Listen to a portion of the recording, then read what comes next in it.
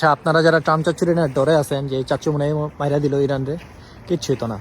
এই কাহিনী ট্রাম্প চাচ্চু আগেও করছে। ওই যে নর্থ কোরিয়ার কিম জং উনের সময় মনে আছে, কিম রোডে যে কইছিল যে উড়াইলাম উতারে, আমার কাছে তত্ত্বা বড় আছে এন তেন বুগি চুগি বাতার ফ্যান ট্রাম্প চাচ্চু এর আগেও মেলাবার কইছে।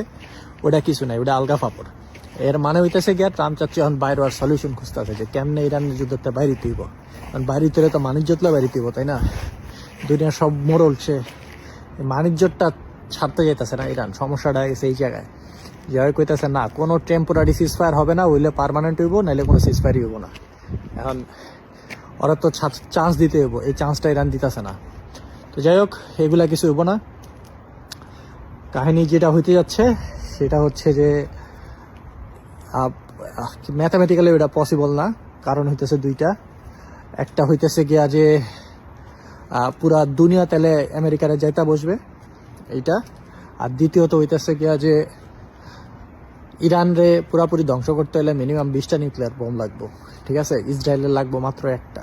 মানে ইসরায়েলের একটা মারলে ইসরায়েল নাই হয়ে যাব। আর এই একটা দেওয়ার জন্য কিমব্রো একদম এক পায়ে খারাপ হয়ে দিছে। সাথে আবার চায়না রাশিয়া অলরেডি দিয়া দিছে কিনা কে জানে। তো এডি কিছুই হইতো না। আর যদি ভুলবশত একটা মাইরাও ফেলে, ঠিক আছে, তো তখন দেখা যাবে যে পুরো দুনিয়া আমেরিকার যেতে বসছে, কোনো অপশনই নাই। মিডিল ইস্টও তো ছাড়বো না, কারণ ইরানটা যদি মারে তার নিউক্লিয়ার যে রিয়াকশন সেটা মিডিল ইস্টেও আসবে। ঠিক আছে, তো ওইডি উদয় আলগা ফাপড়, কিচ্ছুই তো না, ডরার কিছু নাই। আর ট্রাম্প চাচ্ছে এগুলো মাঝে মধ্যে বলে, এগুলো এত সিরিয়াসলি নেওয়ার কিছু নাই। দেখবেন কয়েকদিন পরে যা খামেনির লগে হ্যান্ডশেক করতেছে।